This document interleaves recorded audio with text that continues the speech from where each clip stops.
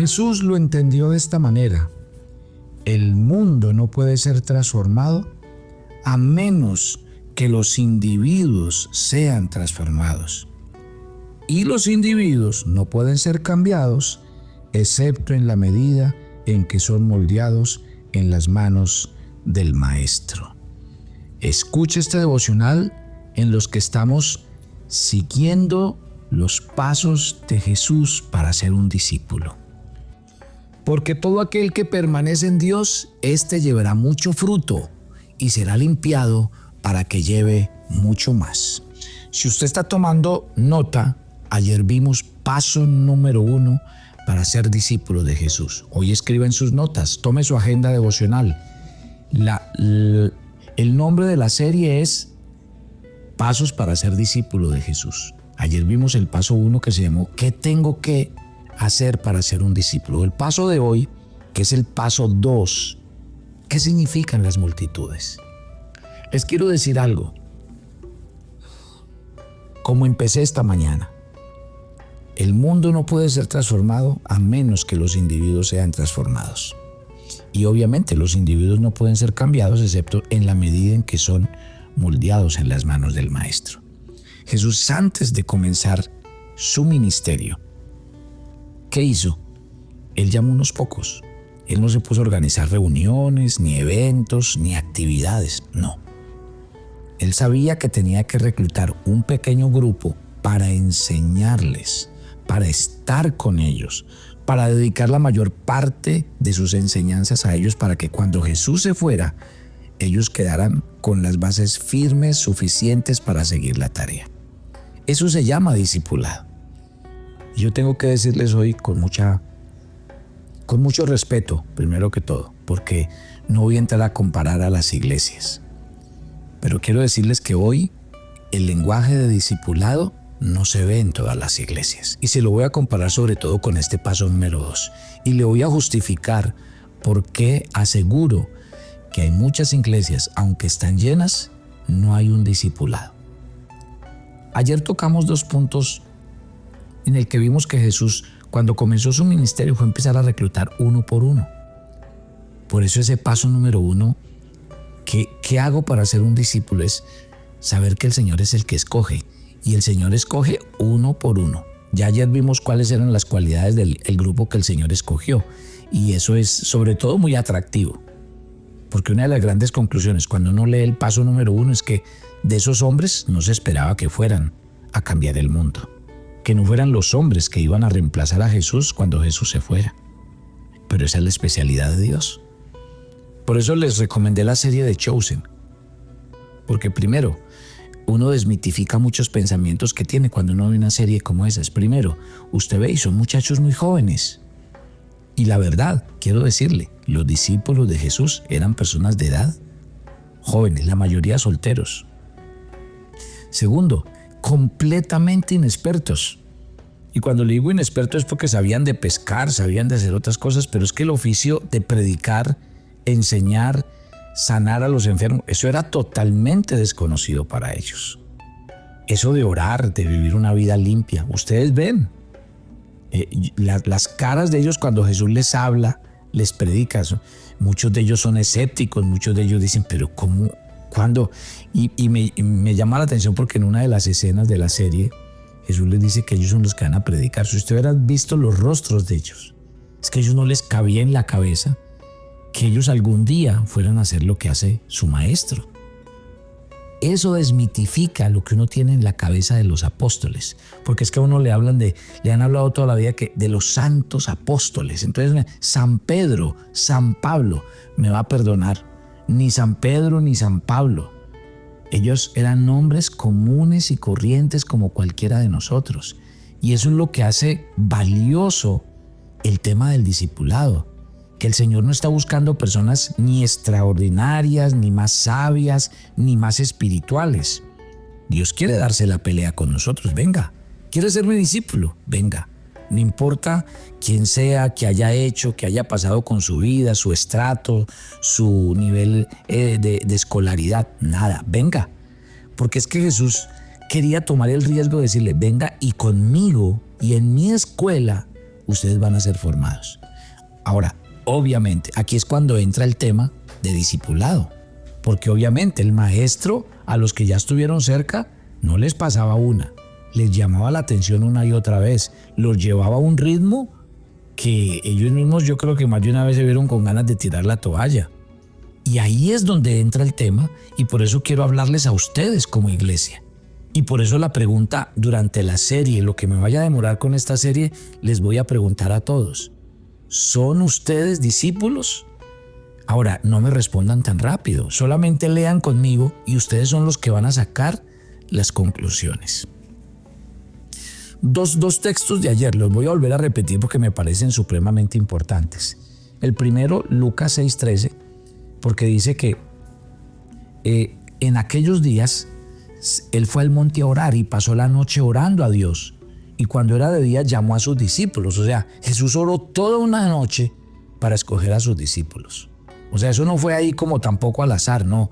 Dios sabía que Él siempre tiene un llamado para cada persona. Uno de los temas de esta serie va a ser cómo descubre usted que tiene un llamado de Dios y que usted puede llegar a ser un discípulo para ir a las naciones.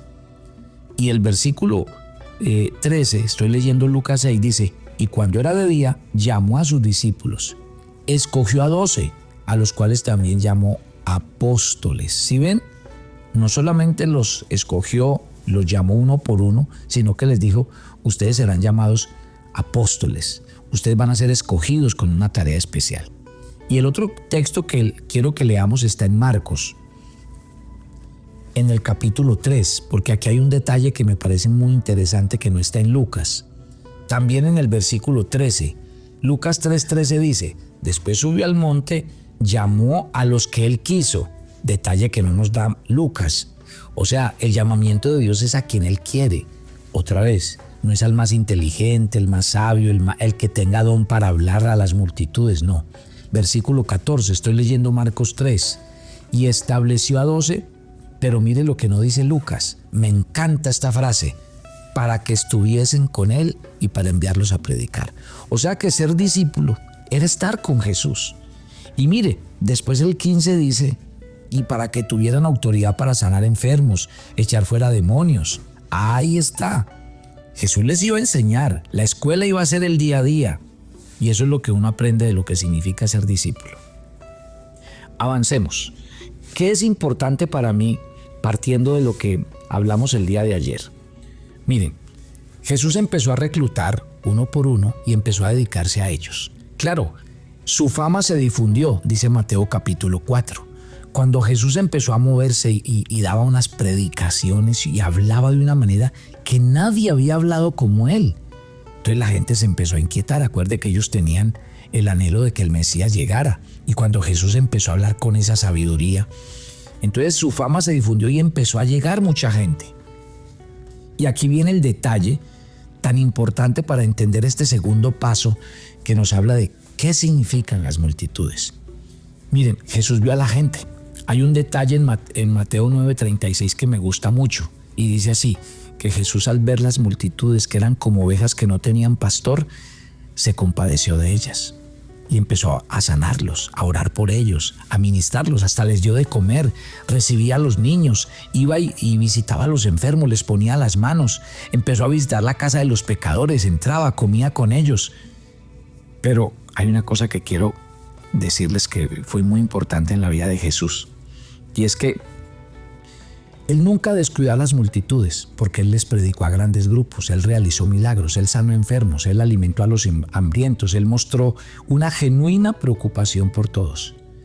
Solo que hay un problema con las multitudes y se lo quiero decir. A mí los números nunca me dicen nada. Yo a veces puedo ir a un lugar por primera vez y encontrarme 200, 500, 1000 personas reunidas y uno podría decir: ¡wow! ¡Qué impacto! ¡Mire qué gentío! ¿Cuánta gente hay? Lo mismo pasa. He sido invitado a iglesias donde hay 15 personas, pero he sido invitado a iglesias donde hay 100. Y he estado predicando en iglesias de 1000, de 2000 y de 5000. Y no solamente un servicio, después el otro y después el otro. Hay iglesias que perfectamente en un día, le quiero dar un dato, reúnen 200,000 personas en 3 o 4 servicios al día. Estamos hablando de palabras mayores, estos son multitudes, pero las multitudes tienen un peligro. Siempre coloco este ejemplo para que me entiendan. A ver, hoy llega el pastor Carlos Ríos a tal ciudad y se colocan carteles, se hace publicidad en la radio. El pastor Carlos Ríos tiene un don que cuando él ora a Dios los enfermos se sanan y la gente ve milagros y se reúnen en una plaza 20,000 personas. Vino el pastor Carlos, predicó y la gente feliz, aplaudía, alababa a Dios. Es más, hubo milagros. Pero le voy a dar otro dato. Al otro día apareció un mago en la ciudad.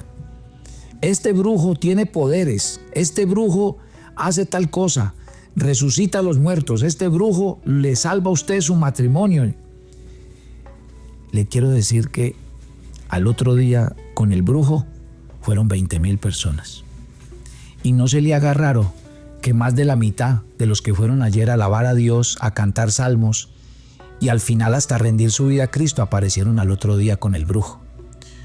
Porque las multitudes andan buscando simplemente quién les resuelva sus problemas. Las multitudes están buscando esas personas así encantadoras que tienen un carisma especial y allá van. Yo les decía, yo no busco con esta serie del discipulado comparar las iglesias porque no tengo derecho a hacerlo. Pero le voy a decir una cosa. Hay iglesias que presentan programas muy bonitos los fines de semana. Grandes grupos de alabanza, adoración, grandes predicadores que son estrellas, que son carismáticos, que hablan con un carisma y una elocuencia tenaz. Pero le quiero decir que muchas veces eso no significa nada. El que vayan 2,000 personas a una iglesia un día domingo en 5 servicios, muchas veces no significa nada. Y no significa nada no es porque no hagan algo bueno, no lo hagan para Dios, sino estoy hablando en función de las multitudes. Las multitudes hoy están y mañana no están. Hoy están aquí, pero mañana se van para otra cosa completamente diferente a Dios y a su palabra, y allá también están. Porque están buscando sensaciones, están buscando que sus emociones brinquen, alumbren, brillen. Eso es lo que está pasando. Y ahí lo entendió Jesús. Jesús dijo, muy bonitas las multitudes, qué bueno trabajar con la gente, qué bueno ver tanta gente que se interesa por el evangelio, que me llaman maestro. Es que con las multitudes, imagine cómo sería de atrayente la vida de Jesús, que una vez por allá, cuando predicó, la gente estaba fascinada y ¿sabe qué querían? Tomar a Jesús para que fuera rey. Es que las multitudes estaban este es el hombre, venga hagámoslo rey. Jesús le tocó deslizarse y salir entre ellos porque pues Jesús no tenía nada que ver con ese propósito de gobernar a nadie ni nada por el estilo. Los mismos que le dijeron en el burro al final, Hosana, Hosana, Hosana, el que viene, alabanzas. Al otro día estaban diciendo, crucifícale, crucifícale. Porque las multitudes van con el mejor postor, con el que les conviene. Porque en las multitudes la gente se camufla. A las iglesias, otra vez, a las mismas iglesias a las que va mucha gente, ve, oye, pero después se sale a hacer lo que está haciendo, a vivir la vida que está viviendo. Entonces, el peligro de las multitudes es ese.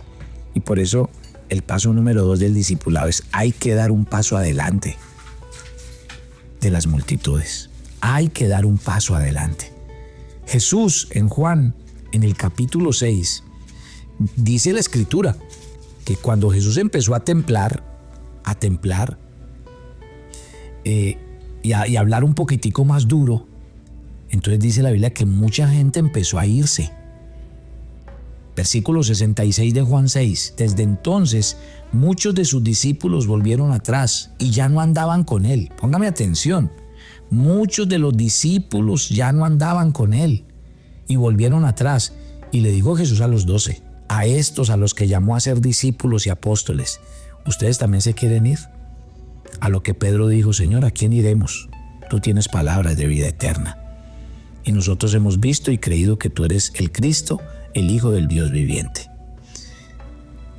A Jesús no le preocupó que las multitudes se fueran, pero a Jesús sí le interesaba su grupo y por eso se dedicó a él. La tarea del discipulado es la tarea no son las masas, porque las masas no significan nada. Es la tarea de entender, mi querida familia, que entonces el reino de Dios no consiste en mucha gente. La mayoría de esfuerzos evangelísticos comienzan con multitudes. Se enfatiza demasiado los números y las estadísticas en las iglesias, pero se presta poca atención al establecimiento y a la preservación de las almas. ¿Sabe cuál es el secreto del discipulado? Establecer fundamentos sólidos en los cristianos desde el principio. ¿Cuándo va a colocar usted cimientos sólidos en un discípulo si la gente solo va a una iglesia cada 8 días de manera religiosa? Va y le encanta el culto de alabanza que hay en esa iglesia, después le predican un sermón de 35 minutos y para la casa. Dígame, ¿quién se va a arraigar, fundamentar en el Señor a ese ritmo? Yo no estoy diciendo que lo que estén haciendo las iglesias sea mal. Estoy diciendo, a ese ritmo nunca vamos a formar bases y fundamentos para que un cristiano sea edificado. Por eso es que usted cuando oye aquí en Maná, nosotros a nuestros cursos de formación los llamamos grupos de estudio para el discipulado o grupos de discipulado de estudio. ¿Por qué? Porque cuando nosotros invitamos a la gente a tomar nuestros cursos es a que se forme y se cimente. Por eso el primer curso, si usted no lo ha hecho, lo invito a que lo haga, a que lo tome, se llama Nacidos de Nuevo. Porque lo primero que yo tengo que entender en mi vida cristiana es qué es ser cristiano, cómo me hago cristiano y qué significa nacer de nuevo. Pero si usted empieza a hacer el curso de el Teo 101, ya le van a decir qué es orar, cómo orar, qué es la Biblia, cómo se lee.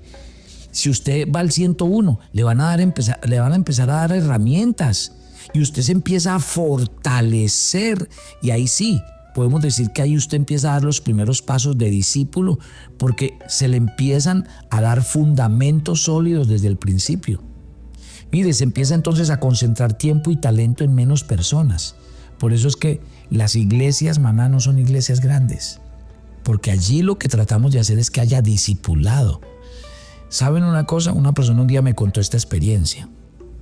Me dijo, Pastor Carlos, me fui para una iglesia porque me cambié de ciudad, me tocó irme. Me fui de una iglesia Maná donde estaba acostumbrado a servir, a estar activo en la obra, a servirle a la gente, a tener en mi grupo de estudio, a ayudar a muchas cosas. Y me fui para una iglesia grande, ¿sabe, pastor? Duré 1 año y nunca me tuvieron en cuenta en absolutamente. No había nada para hacer. ¿Por qué? Porque a veces se remitía simplemente a las reuniones de fines de semana y no había nada más en semana.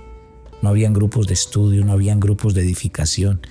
Y otras personas cuentan que llegan a otros sitios y simplemente los relegan y los hacen a un lado porque es simplemente las mismas personas las que siempre hacen las tareas.